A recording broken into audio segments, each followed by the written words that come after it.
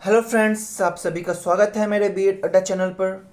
आज मैं आपको बीएड के पेपर नॉलेज एंड करिकुलम ज्ञान और पाठ्यक्रम पार्ट 2 के बेहद ही महत्वपूर्ण करिकुलम इवैल्यूएशन, जो कि आपके इस पेपर के अंतिम टॉपिक है, पाठ्यक्रम मूल्यांकन। तो इसमें आज मैं आपको इसका इंट्रोडक्शन, कंसेप्ट, मीनिंग क्या होते हैं, उसका मतलब क्या होता है, डेफिनेशंस, ये सब बताऊंगा कि करिकुलम इवैल्यूएशन होते क्या है। उसके बाद मैं बताऊंगा कि करिकुलम इवैल्यूएशन का उद्देश्य क्या है, उसकी ज़रूरत क्या है, उसका महत्व क्या है। उसके बाद बताऊंगा उसका जो श्रोता है, करिकुलम इवैल्यूएशन का जो श्रोता है, सोर्सेज है, वो क्या चीज़ है। ये आपके 5 to 10 मार्क्स में आते रहे हैं और ये वेरी वेरी इंपॉर्टेंट टॉपिक रहा है आपके एग्जामिनेशन पॉइंट ऑफ व्यू से, knowledge and curriculum paper part 2 के हिसाब से। तो चलिए देखते हैं कि करके करिकुलम इवैल्यूएशन के बारे में।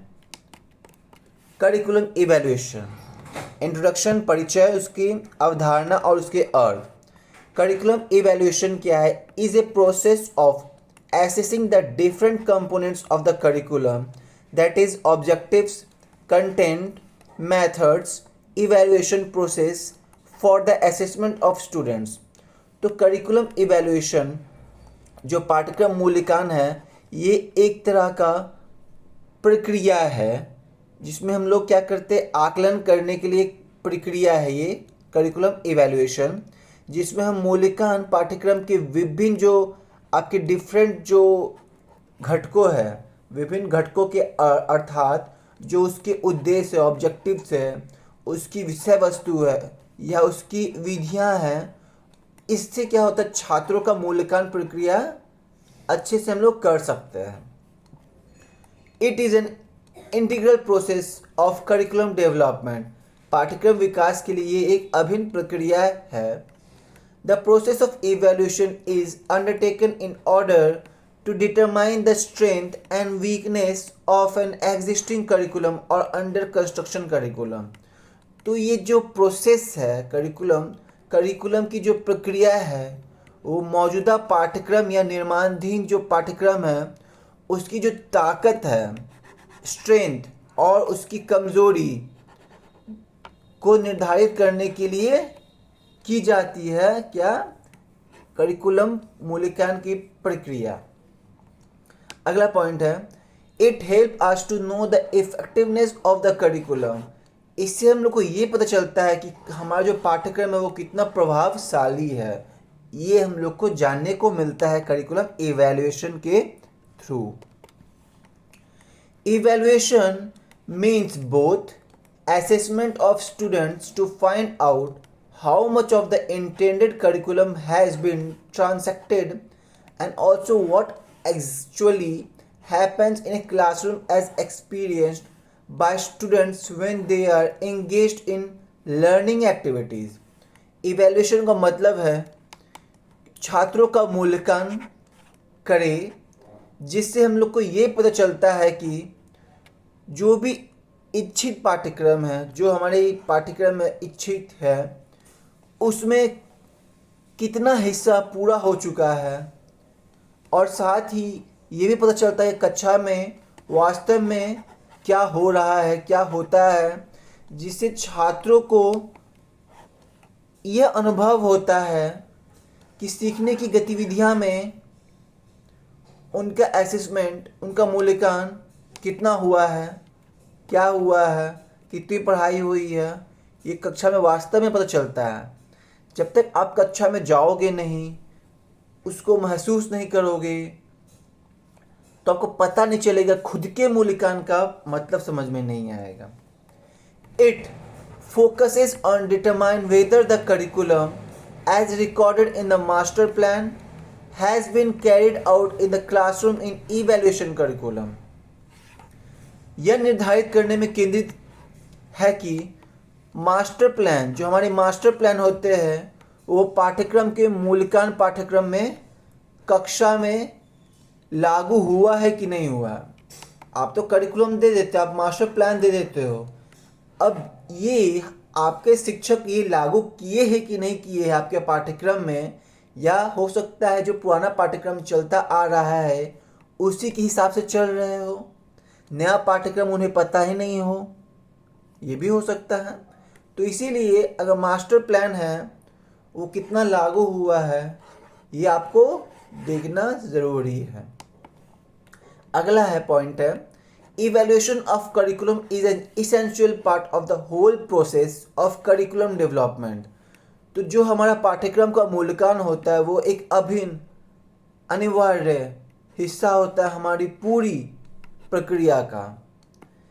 It is a continuous activity and not a tail end experience. ये पाठ्यक्रम का मूल्यांकन विकास की पूरी प्रक्रिया का एक अनिवार्य हिस्सा है या एक गलत गतिविधियां हैं और अंतिम अनुभव नहीं है। तो ये एक सतत प्रक्रिया होती है, कंटिन्यूस प्रक्रिया होती है, अंतिम अनुभव नहीं होती है। यहाँ तक समझ में आ गया evaluation. Evaluation and planning are complementary processes which occurs almost simultaneously and continuously. जो हमारा मूल्यांकन है वो नियोजित पूरक प्रक्रिया है जो लगभग एक साथ और लगातार होती रहती है। अगला पॉइंट है, the importance of curriculum evaluation is the determine the value of the curriculum itself is the appropriate for the particular group of students with whom it is being used।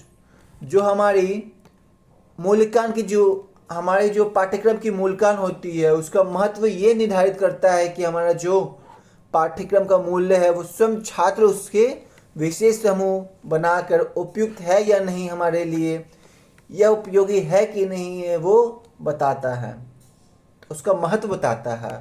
तो देखिए इवैल्यूएशन का मैंने 3 slide में ख़त्म किया।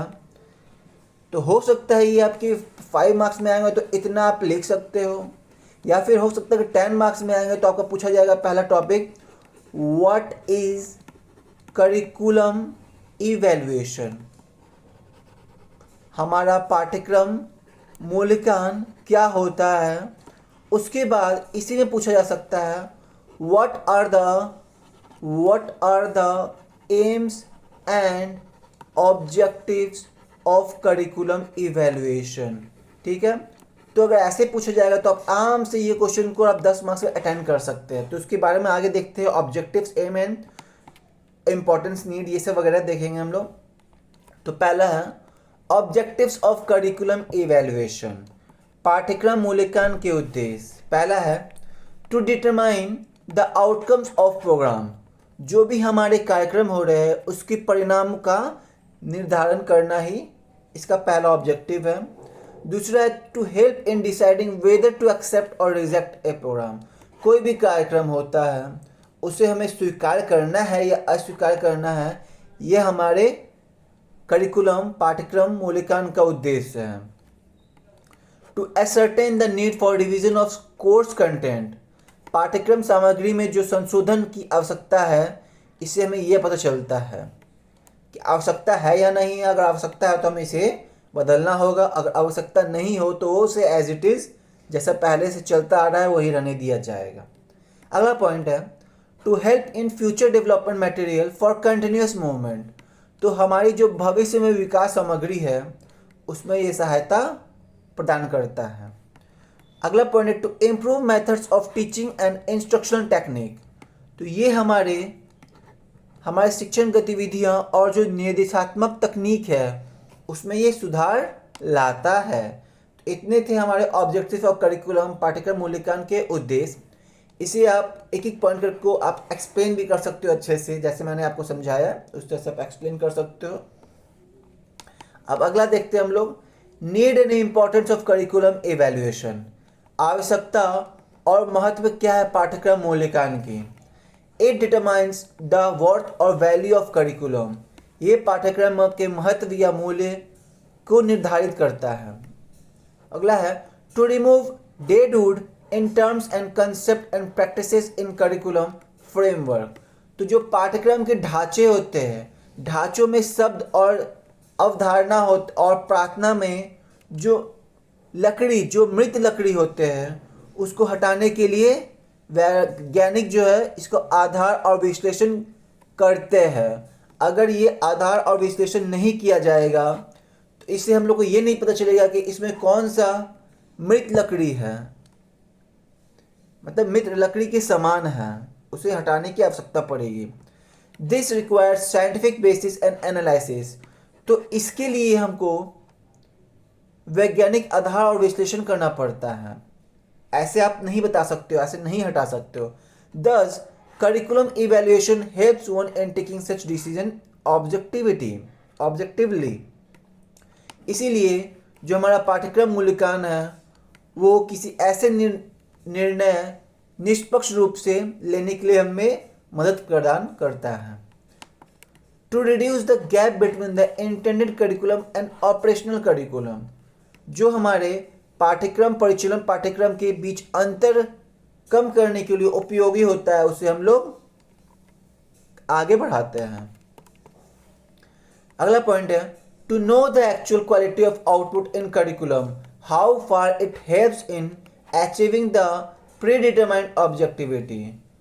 तो जो भी हमारी पूर्व निर्धारित उद्देश्य होते हैं, वास्तविक में वह गुणवत्ता को जानना ही हमारा ये उद्देश्य होता है, जिसे हम लोग प्राप्त करते हैं और किस हद तक सहायता होती है ये पता चलता है। A curriculum evaluation exercise would help us modify curriculum and improves its effectiveness. पाठ्यक्रम में मूल्यांकन के अभ्यास में पाठ्यक्रम में जो भी चीज़ संशोधित करनी होती है या फिर वो प्रभावशाली है या नहीं है, और प्रभावशाली नहीं है तो उसमें क्या क्या सुधार किया जाए, इससे हमें मदद मिलती है। To improve efficiency of curriculum with the help of curriculum evaluation education system. तो जो भी इसकी दक्षता होती है उसमें हमें सुधार लाना है कि नहीं लाना है, यह हमारे शिक्षा प्रणाली की सहायता से पाठ्यक्रम में मदद मिलती है। टू डेवलप न्यू करिकुलम, जो भी हमें नया पाठ्यक्रम बनाना होता है उसमें विकास करने का कार्य करती है। To review a curriculum under implementation, जो भी कार्यान्वित पाठ्यक्रम है उसकी समीक्षा करता है। अगला है टू अपडेट एग्जिस्टिंग करिकुलम, जो भी मौजूदा पाठ्यक्रम होती है उसे हमें अपडेट करते रहना होता है, बदलाव करते रहना होता है। To improve the effectiveness of curriculum, पाठ्यक्रम को प्रभावशाली लाने के लिए उसमें सुधार की आवश्यकता होती रही है। अब हमारा सोर्सेज ऑफ करिकुलम टॉपिक है, पाठ्यक्रम मूल्यांकन के क्या क्या स्रोत हैं। पहला है छात्र, students. Primary and most important sources of information regarding how relevant curriculum is being implemented, output, specification and detailed information। तो ये एक प्राथमिक और सबसे महत्वपूर्ण स्रोत है जिसे हम प्रासंगिक पाठ्यक्रम को कैसे लागू किया जाए इसके बारे में हमारे कुछ जानकारी देता है। अगला पॉइंट है टीचर्स, शिक्षक, इसका क्या स्रोत रहा है। They are like a bridge between the curriculum and the students, ये एक तरह के सेतु का काम करता है, दो लोगों को, दो छात्र और जो पाठ्यक्रम है उसको जोड़ने का काम करता है। Play major role in transaction of the curriculum, ये एक पाठ्यक्रम को संचालन करने में अहम भूमिका निभाती है। Provide valuable information regarding the implementation of the curriculum, पाठ्यक्रम में जो कार्यान्वयन के बारे में हमें बहुमूल्य जानकारी शिक्षक प्रदान करते हैं। अगला है sources, subject experts. They can be from the other systems like a practitioner in the field और इवन एन एम्प्लॉयड पर्सन। तो जो हमारे विशेषज्ञ है वो हमारी सिस्टम जो भी प्रणाली है हमारे, हो सकता है जैसे कि क्षेत्र में जो भी कार्यरत व्यक्ति या कोई कार्यरत व्यक्ति हो इसमें, तो वो हमें बताता है। Give a balanced information on the implementation of the curriculum specially from the discipline point of view, ये हमारे संतुलित जानकारी देने में मदद करता है। विशेष रूप में हमें अनुशासन के दृष्टिकोण से मदद करता है कि आप सब्जेक्ट एक्सपर्ट हो, बट आपको अनुशासन, कक्षा में अनुशासन करना नहीं आया, तो आपका ये सब्जेक्ट एक्सपर्ट तो है, बट ये उससे कक्षा के अंदर अहम भूमिका नहीं निभा पाया, क्योंकि डिसिप्लिन जो हमारी कक्षा में जो अनुशासन है, अगर वही नहीं रहा तो आपका जानकारी व्यर्थ रहेगी। आपको अनुशासन, बच्चों को अनुशासन में रखना है, उसके बाद ही आप उसे ज्ञान दे सकते हैं। Provide value information on the field conditions which would be of tremendous value for the purpose of curriculum evaluation। क्षेत्र की जो भी स्थिति होती है उसमें मूल्यवान जानकारी प्रदान करने में पाठ्यक्रम मूल्यांकन के उद्देश्य के लिए बहुत ही महत्वपूर्ण, बहुत ही उपयोगी साबित होता है। अगला पॉइंट है करिकुलम एक्सपर्ट, पाठ्यक्रम विशेषज्ञ। जो पाठ्यक्रम बनाते हैं उसके विशेषज्ञ होते हैं। Good source of information for curriculum evaluation and their assistance in is invaluable. वो एक अच्छे श्रोता होते हैं हमें जानकारी देने के लिए, और उनकी सहायता जो होती है वो अमूल्य होती है। उनके पास जो ज्ञान होता है उसका भंडार होता है, इसी कारण से वो पाठ्यक्रम का मूल्यांकन और उसकी सहायता अच्छे से कर सकती है, तो इसे अमूल्य कहा गया है। अगला पॉइंट है provide information on modern techniques used for developing curriculum so it is more meaningful from the student point of view. तो ये हमें जानकारी देने का काम करता है, तो ये हमें पाठ्यक्रम विकसित करने में भी मदद करती है इसकी, ताकि जो भी छात्र है उसके दृष्टिकोण से अधिक सार्थक, अधिक मदद, सुविधा हम बच्चों को अच्छे से अच्छी दे सके। आधुनिक तकनीकों के बारे में जानकारी देने के बाद help to make output specification clearer. जो भी हम आउटपुट निर्देश देते हैं, विनिर्देशन देते हैं हमें, वो एक तरह से स्पष्ट रूप से इसे मदद करे। तो क्या था ये एक्सपर्ट, सब्जेक्ट एक्सपर्ट, ये आपकी करिकुलम एक्सपर्ट जो है उसके बारे में थे। उसके बाद अगला सोर्स पॉलिसी मेकर, जो नीति निर्माता होते हैं, जो नीति निर्माण करते हैं, उसे के बारे में hold responsible position in open bodies like CBSE और एनसीईआरटी। तो जो भी उसकी जिम्मेदारी पद होती है, चाहे सीबीएसई हो, एनसीईआरटी हो आदि जैसे हो खुले निकाय, उसमें वो भूमिका निभाती है। एक्सीलेंट सोर्सेज ऑफ इंफॉर्मेशन, उनके पास उत्कृष्ट स्रोत होते हैं सूचना देने के लिए। Responsible for making specific changes in text book, पाठ्यक्रम में विशेष परिवर्तन करना है कि नहीं है, इसकी जिम्मेदारी आपकी पॉलिसी मेकर की होती है। Community, it is the place for where teachers and students कम।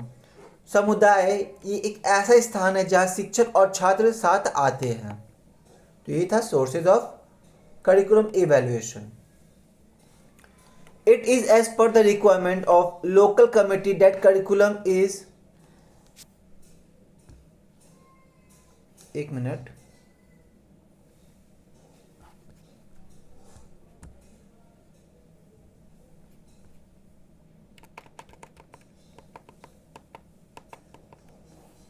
यहाँ पे थे हम लोग।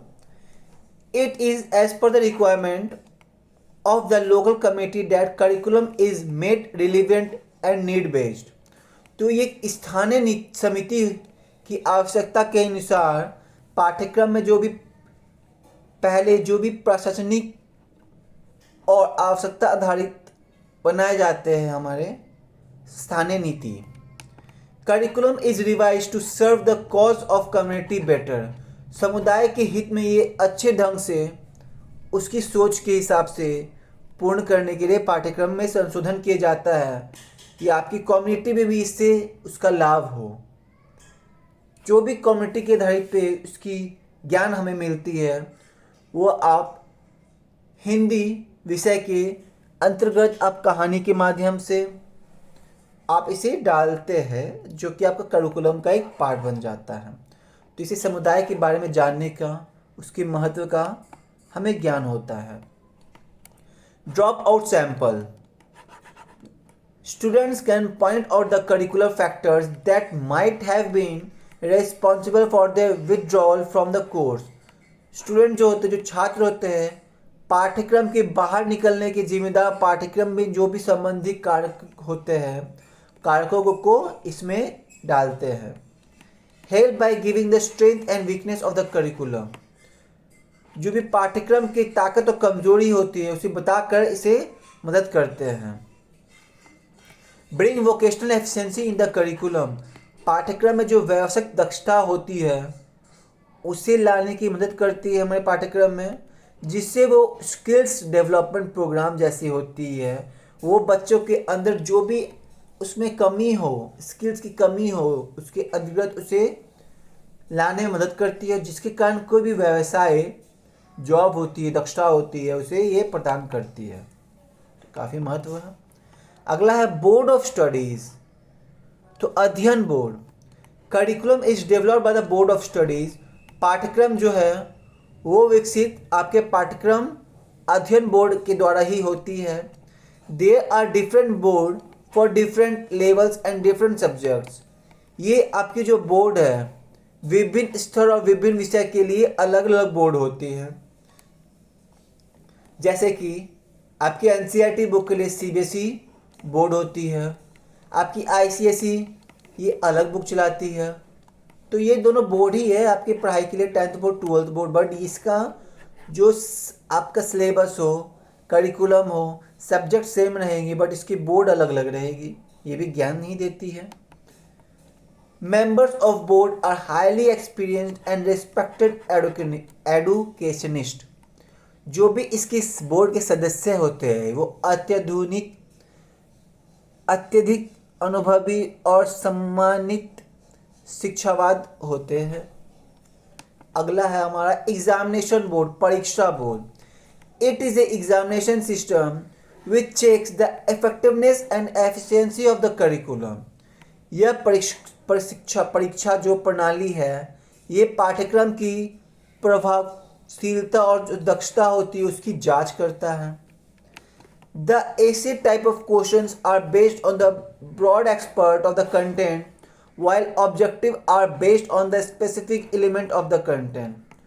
निबंध प्रकार के प्रश्न विषय वस्तु की व्यापक अपेक्षा पर आधारित होती है, जबकि जो वास्तविक प्रश्न होते हैं, जो ऑब्जेक्टिव टाइप के क्वेश्चंस होते हैं, वो आपके प्रश्न विषय वस्तु के विशिष्ट तत्वों के आधारित पर होती है. ऑब्जेक्टिव या ब्रॉड एक्सपर्ट या उसके बेसिस पे कोई भी आपका सवाल जो कंटेंट होता है उसके बारे में बताता है. तो आज का लेक्चर बेहद ही महत्वपूर्ण है, आपके करिकुलम इवैल्यूएशन के ऊपर है. ये आपके क्वेश्चंस आने की संभावना पूर्ण है. अगर आपको हमारा वीडियो अच्छा लगे तो प्लीज़ लाइक करें, जिससे हमें अच्छा लगेगा. आप हमें कमेंट्स करके आप बता सकते हैं कि आपको वीडियो कैसा लगा, आप अगले बारे में किस वीडियो पे चाहते हैं, आपको क्या ख़राब लगा, आप अपना सुझाव दे सकते हैं. उसके बाद अगर आपने हमारा वीडियो सब्सक्राइब नहीं किया तो प्लीज़ सब्सक्राइब करें. आप हमारा वीडियो शेयर भी कर सकते हैं अपने दोस्तों के साथ, और आप हमारा टेलीग्राम चैनल बीएड अड्डा भी ज्वाइन कर सकते हैं. तो आज का लेक्चर यही समाप्त होता है.